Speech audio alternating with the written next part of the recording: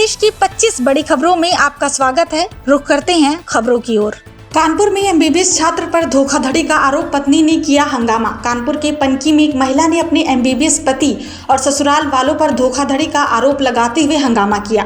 गाजियाबाद की रहने वाली महिला की मुलाकात 2014 में दिल्ली में आजमगढ़ के एक युवक से हुई थी। आरोप है कि युवक ने शादी का झांसा देकर दुष्कर्म किया। 2018 में कोर्ट मैरिज के बाद ससुराल में दहेज के लिए प्रताड़ना शुरू हुई। गुरुवार को महिला ने पनकी के एक निजी कॉलेज में हंगामा किया। पुलिस ने आरोपी पति को हिरासत में लेकर जांच शुरू कर दी है। गंगा में जलस्तर घटने से कटाव तेज, समैचीपुर चितार गांव में मकान तोड़ रहे ग्रामीण। शमशाबाद में गंगा नदी का जलस्तर कम होने से कटाव तेज हो गया है। समैचीपुर चितार गांव में ग्रामीण डर के मारे अपने मकान तोड़कर ईंटें और सामान सुरक्षित स्थानों पर ले जा रहे हैं। तटबंध का हिस्सा भी कट गया है। ग्रामीणों का कहना है कि प्रशासन से कोई मदद नहीं मिली। कैलियाई गाँव के पास भी कटाव शुरू हो गया है, जिससे दहशत फैल गई है। लेखपाल पंकज चौहान ने बताया कि 5 मकान कट चुके हैं और कटाव की रिपोर्ट प्रशासन को सौंपी जाएगी। सर्वोदय विद्यालयों में इंग्लिश स्पीकिंग कोर्स, नवाचार से बनेंगी मॉडल स्कूल। समाज कल्याण विभाग जयप्रकाश नारायण सर्वोदय विद्यालयों को मॉडल बनाने के लिए नवाचारों पर जोर दे रहा है। आगरा के एक विद्यालय में शुरू इंग्लिश स्पीकिंग कोर्स के शानदार परिणामों के बाद इसे पूरे प्रदेश के सर्वोदय विद्यालयों में लागू किया जाएगा। विभाग गरीब और ग्रामीण बच्चों को आत्मनिर्भर बनाने के लिए स्मार्ट क्लास, कंप्यूटर लैब और निःशुल्क कोचिंग जैसी सुविधाएं दे रहा है। नवाचार प्रोत्साहन योजना के तहत स्कूलों को बेहतर सुझावों के लिए 5 लाख रुपए दिए जा रहे हैं। पंचायत और विधानसभा चुनाव के लिए भाजपा की तैयारी, शक्ति केंद्रों में युवाओं को जिम्मेदारी। भाजपा पंचायत चुनाव 2027 के विधानसभा चुनाव की तैयारियों में जुट गई है। पार्टी शक्ति केंद्रों को मजबूत कर बूथ स्तर तक अपनी पकड़ बढ़ा रही है। प्रत्येक 5-7 बूथों पर एक शक्ति केंद्र बनाया गया है, जिसमें 120 से 130 कार्यकर्ताओं की टीम काम करती है। सक्रिय और ऊर्जावान युवाओं को इन केंद्रों की जिम्मेदारी सौंपी जाएगी। प्रदेश महामंत्री धर्मपाल सिंह का कहना है कि मजबूत शक्ति केंद्र पार्टी की विचारधारा को हर घर तक पहुंचाएंगे, जिससे चुनाव में लाभ मिलेगा। दारोगा भर्ती आवेदन में सुधार का एक मौका, 15 सितंबर तक खुला पोर्टल। उत्तर प्रदेश पुलिस में उप निरीक्षक के 4534 पदों के लिए 15 लाख से अधिक आवेदन प्राप्त हुए हैं। उम्मीदवारों को आवेदन में त्रुटि सुधार का एक अवसर दिया गया है। 15 सितंबर तक भर्ती बोर्ड की वेबसाइट पर सुधार किया जा सकता है, लेकिन OTR विवरण और तस्वीरें नहीं बदली जाएंगी। आवेदन प्रक्रिया 12 अगस्त से शुरू हुई थी। बोर्ड को लिखित परीक्षा आयोजित करने में 3 महीने लगेंगे। OTR के तहत 21 लाख से अधिक युवा पंजीकरण करा चुके हैं। यूपी में आयुष्मान आरोग्य मंदिरों में बजट संकट, इलाज पर असर। उत्तर प्रदेश के 1000 से अधिक शहरी आयुष्मान आरोग्य मंदिरों में बजट की कमी से इलाज की सुविधाएं प्रभावित हो रही हैं। 3 महीने से भवनों का किराया और कर्मचारियों का वेतन नहीं दिया गया है। लगभग 75 करोड़ रुपए का भुगतान अटका हुआ है। संविदा पर कार्यरत डॉक्टर, नर्स और चतुर्थ श्रेणी कर्मचारियों को अगस्त का वेतन नहीं मिला। इंटरनेट और स्टेशनरी जैसी सुविधाएं भी बंद है, जिससे टेली काउंसलिंग सेवा बाधित है। केंद्र से बजट मिलने के बाद भुगतान की उम्मीद जताई जा रही है। यूपी स्कॉलरशिप, 2 अक्टूबर को बच्चों के खाते में आएंगे पैसे। उत्तर प्रदेश सरकार ने गांधी जयंती पर अधिक छात्रों को छात्रवृत्ति देने के लिए समय सारणी में बदलाव किया है। पहले चरण में 7 सितंबर के आवेदनों को शामिल किया जाएगा, जिनका सत्यापन 14 सितंबर तक होगा। 15 से 20 सितंबर तक डेटा लॉक किया जाएगा और 2 अक्टूबर 2025 को छात्रों के खातों में भुगतान होगा। शेष छात्रों को 31 दिसंबर तक छात्रवृत्ति मिलेगी। सरकार ने प्रक्रिया में पारदर्शिता सुनिश्चित करने के निर्देश दिए हैं।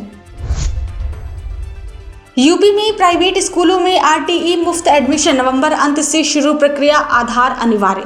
उत्तर प्रदेश के निजी विद्यालयों में शिक्षा का अधिकार के तहत नए सत्र के लिए आवेदन नवंबर के अंत या दिसंबर के पहले सप्ताह से शुरू होंगे। संशोधित शासनादेश के अनुसार सत्र से 4 माह पहले प्रक्रिया चलेगी। सत्र के बच्चे प्रवेश 30 सितंबर तक पूरे होंगे। अब तक 1 लाख बच्चों का दाखिला हो चुका है। आवेदन के लिए आधार कार्ड अनिवार्य है। अभिभावक समय रहते बनवा लें।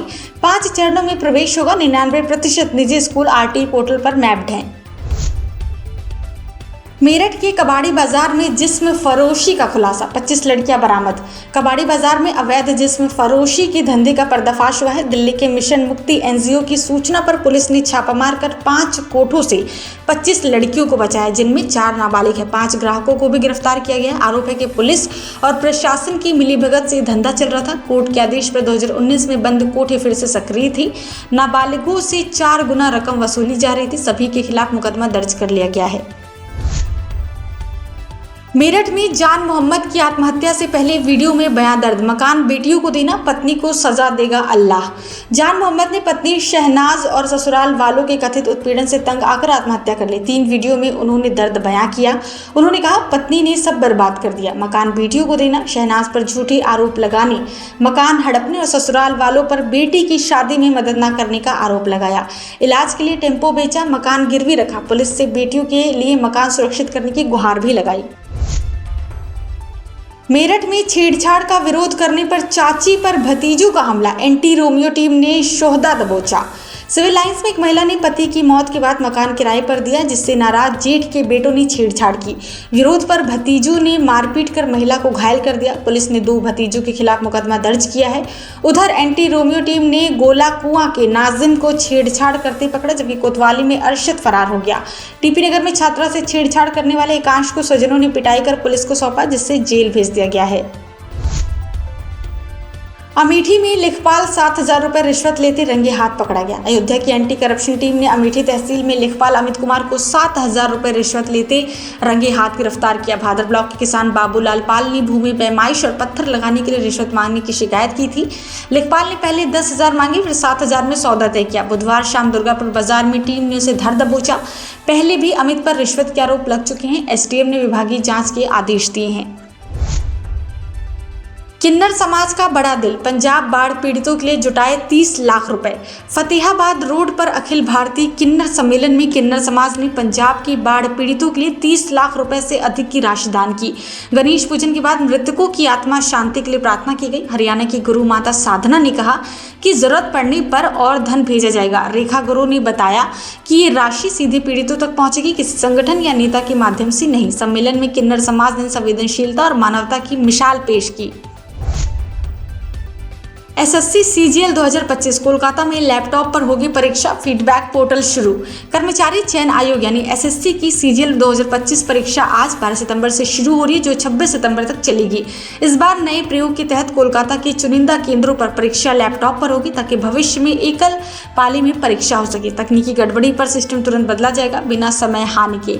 एसएससी में एक निवेश फीडबैक पोर्टल शुरू किया है, जहां 28 लाख अभ्यर्थी अपने अनुभव और सुझाव साझा कर सकते हैं। एसएससी प्रतिनिधि केंद्र पर मौजूद रहेंगे।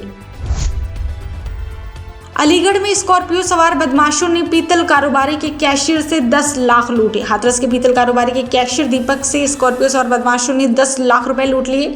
घटना बरेली मथुरा हाईवे पर साथनी पुल के पास हुई। बदमाशों ने पहले दीपक की बाइक को टक्कर मारी, फिर हथियारों के बल पर बैग, मोबाइल और बाइक छीनकर फरार हो गए। दीपक मथुरा व्यापारी के पास वसूली के रुपए ले जा रहा था। पुलिस ने डायल 112 की सूचना पर तुरंत कार्रवाई शुरू की। सीसीटीवी फुटेज चेक किए जा रहे हैं। 3 टीमें गठित कर मुकदमा दर्ज किया गया है।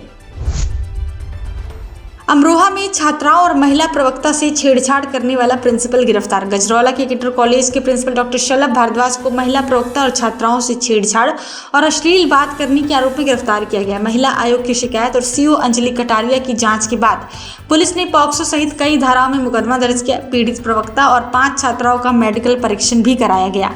जांच में आरोप सही पाए गए। कोर्ट ने जमानत दे दी। एसपी अमित आनंद ने कहा कि प्राथमिक जांच में आरोप सही मिले, जांच अभी जारी है। अंबेडकर नगर में बंदूक के बल पर अपहरण, मकान का बैनामा कराकर बैंक से रुपए निकाले। अंबेडकर नगर समनपुर के शिववंश दुबे का बंदूक के बल पर अपहरण कर मकान का बैनामा कराया गया। आरोपियों श्यामजी यादव, आकाश विशाल वर्मा, आदर्श पटेल और रीमा सिंह ने 19 अगस्त को शहजादपुर के 50 लाख के मकान को रीमा के नाम रजिस्टर कराए। आधार, एटीएम, पासबुक छीनकर नेपाल ले जाकर खाते से रुपए निकाले। 2 सितंबर को नशे में छोड़ा गया। पुलिस ने मुकदमा दर्ज कर आदर्श को गिरफ्तार किया। अन्य फरार आरोपियों की तलाश अभी जारी है। नोएडा के प्रेसिडियम स्कूल में 10वीं की छात्रा की संदिग्ध मौत, परिजनों ने उठाए सवाल। सेक्टर 31 के प्रेसिडियम स्कूल में शिक्षक दिवस के दौरान 10वीं की छात्रा तनिष्का शर्मा की संदिग्ध परिस्थितियों में मौत हो गई। स्कूल प्रबंधन का दावा है कि भोजन नली में खाना फंसने से मौत हुई, लेकिन परिजन इससे संतुष्ट नहीं है। स्वजनों का कहना है कि शिक्षकों के बयान अलग अलग हैं। कुछ ने कैंटीन, कुछ ने सीढ़ियों, तो कुछ ने लुका छुपी खेलने की बात कही। सीसीटीवी न होने से सच्चाई अस्पष्ट है। पुलिस ने शिकायत पर जांच शुरू की। विसरा जांच के लिए भेजा गया है। गोरखपुर में पुलिसकर्मी ने पत्नी को जहर देकर मारा, 50 लाख के बीमा के लिए रची साजिश। लखनऊ में तैनात पुलिसकर्मी अष्टभुज यादव पर पत्नी सरोज यादव, जो सीबीसीआईडी में मुख्य आरक्षी थी, उनकी हत्या का आरोप लगा। सरोज के पिता हरिलाल ने बताया कि अष्टभुज ने 50 लाख का टर्म इंश्योरेंस और 61 लाख के लोन की लालच में ससुराल वालों के साथ मिलकर जहर देकर हत्या की। विसरा रिपोर्ट में एल्यूमिनियम फास्फाइड जहर की पुष्टि हुई। शाहपुर पुलिस ने अष्टभुज, उसके पिता रामप्यारे और मां रीता के खिलाफ हत्या का केस दर्ज कर जांच शुरू कर दी है। सीएम योगी बोले, कृतज्ञता सनातन धर्म का पहला संस्कार है। गोरखनाथ मंदिर में दी महंत अवैधनाथ को श्रद्धांजलि। मुख्यमंत्री योगी आदित्यनाथ ने गोरखनाथ मंदिर में महंत अवैधनाथ के पुण्यतिथि पर श्रद्धांजलि अर्पित की। उन्होंने कहा कि कृतज्ञता सनातन धर्म का पहला संस्कार है, जो भारतीय दर्शन में प्रतिष्ठित है। पितृपक्ष में आयोजित समारोह में उन्होंने महंत दिग्विजयनाथ और अवैधनाथ के शिक्षा, सामाजिक समरसता और राष्ट्र के प्रति योगदान को याद किया। योगी ने कहा कि दोनों महंत ने सनातन धर्म और राष्ट्रीयता को प्राथमिकता दी। इस दौरान नाथ पंथ का दर्शन एवं साधना प्रणाली पुस्तक का विमोचन भी किया गया। गोरखपुर में संपत्ति विवाद में राजेश शर्मा की पीट कर हत्या, 2 आरोपी जेल भेजे गए। जेल रोड पर संपत्ति विवाद में राजेश शर्मा की मारपीट के बाद मौत हो गई। पत्नी ममता शर्मा ने पड़ोसियों संतोष, सोनू, मदन, अमित, दीपू, दीपक, सूरज, विकास और 5 अज्ञात लोगों पर 30 अगस्त को पति को घेरकर पीटने का आरोप लगाया। गंभीर हालत में राजेश की अस्पताल में मौत हो गई। शाहपुर पुलिस ने ममता की तहरीर पर मुकदमा दर्ज कर संतोष और मदन को गिरफ्तार किया। गुरुवार को दोनों को कोर्ट में पेश कर जेल भेज दिया गया। जांच अभी जारी है। गाजियाबाद में साइबर ठगी, यूट्यूब रिव्यू और सीनियर सिटीजन स्कीम के नाम पर 36 लाख की ठगी। साइबर अपराधियों ने मरियम नगर के तनुज कुमार साहू को यूट्यूब चैनल रिव्यू के नाम पर 25 लाख और वैशाली के बुजुर्ग विपन चोपड़ा को सीनियर सिटीजन बचत योजना के नाम पर 10 लाख रुपए ठग लिए। तनुज को व्हाट्सएप पर रोजाना 5,000 रुपए कमाई का लालच दिया गया, जबकि विपन का मोबाइल हैक कर खाते से रुपए निकाले गए। दोनों मामलों में साइबर क्राइम थाने में केस दर्ज कर पुलिस ने जांच शुरू की। ठग अभी फरार हैं। डासना सीएचसी में प्रसव के दौरान जच्चा बच्चा की मौत, लापरवाही पर जांच समिति गठित। डासना सीएचसी में 5 सितंबर को प्रसव के दौरान नीतू और उनके नवजात की मौत हो गई। परिजनों ने डॉक्टर और स्टाफ की लापरवाही का आरोप लगाया। नीतू के पति आनंद, जो शिक्षक हैं, उन्होंने सीएमओ को शिकायत देने की बात की। अस्पताल ने मृत नीतू को मरीज बताकर रेफरल लिखवाया। स्वास्थ्य विभाग ने जांच समिति गठित की, लेकिन 5 दिन बाद भी कार्रवाई नहीं हुई। सीएमओ डॉक्टर अखिलेश मोहन ने निष्पक्ष जांच और कार्रवाई का आश्वासन दिया है। आईआईटी बीएचयू सामूहिक दुष्कर्म मामले की सुनवाई 19 सितंबर को 3 आरोपी जमानत पर। आईआईटी बीएचयू की छात्रा से सामूहिक दुष्कर्म मामले में गवाह की अनुपस्थिति के कारण गुरुवार को सुनवाई टल गई। ईडीजे फास्ट ट्रैक कोर्ट ने अगली तारीख 19 सितंबर तय की है। अभियोजन पक्ष ने यातायात प्रतिबंध को गवाह की गैर मौजूदगी का कारण बताया। पीड़िता सहित 4 गवाहों के बयान दर्ज हो चुके हैं। तीनों आरोपी कुणाल पांडे, आनंद चौहान और सक्षम पटेल जमानत पर रिहा हैं। मामले की विवेचना के बाद लंका पुलिस ने उन्हें गिरफ्तार किया था। कोर्ट में जिरह की प्रक्रिया जारी है।